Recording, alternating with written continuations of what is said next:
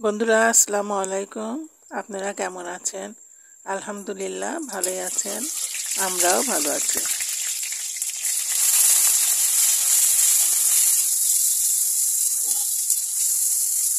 দূরের ও কাছের যে যেখান থেকে আমার ভিডিওটি দেখছেন সবাইকে আমার আন্তরিক প্রীতি ও শুভেচ্ছা জানিয়ে আমি নতুন একটি রান্নার ভিডিও শুরু করছি। আজকে আমি রান্না করব পোলট্রি মুরগির মাংস।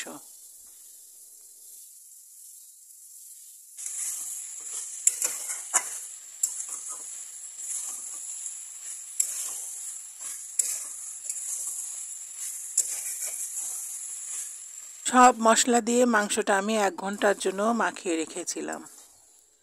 কড়াইয়ে তেল গরম হয়ে গেলে আমি গরম মশলা ফোড়ন দিয়ে পেঁয়াজটা গোলাপি করে মাখানো মাংসটা দিয়ে সুন্দর করে নেড়েচেড়ে কষিয়ে নিয়েছি।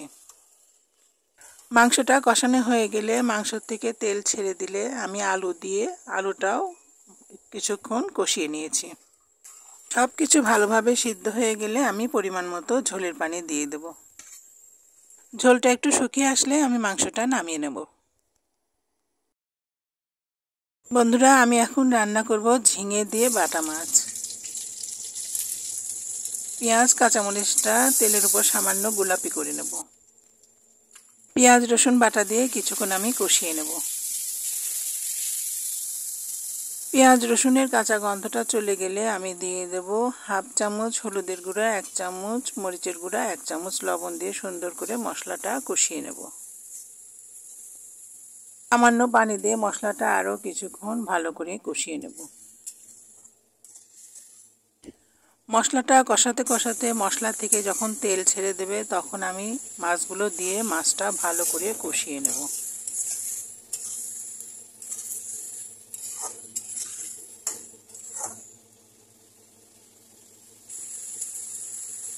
মাছটা কষানো হয়ে গেলে আমি সামান্য পানি দিয়ে দেব।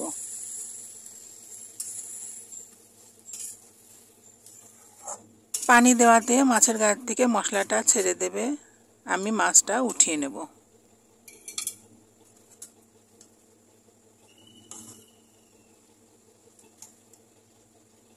সেই মশলার মধ্যে আমি ঝিঙের তরকারিটা দিয়ে কিছুক্ষণ কষিয়ে নেব।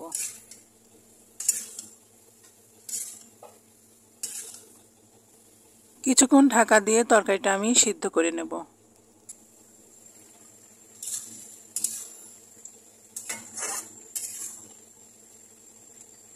তরকারিটা সিদ্ধ হয়ে গেলে কষানো মাছ দিয়ে সামান্য আমি টলকে নেব যাতে মাছগুলো ভেঙে না যায়।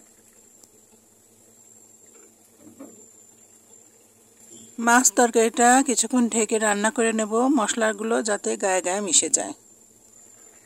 আমার রান্নাটা হয়ে গেছে। আপনারা ভালো থাকবেন। আসসালামু আলাইকুম।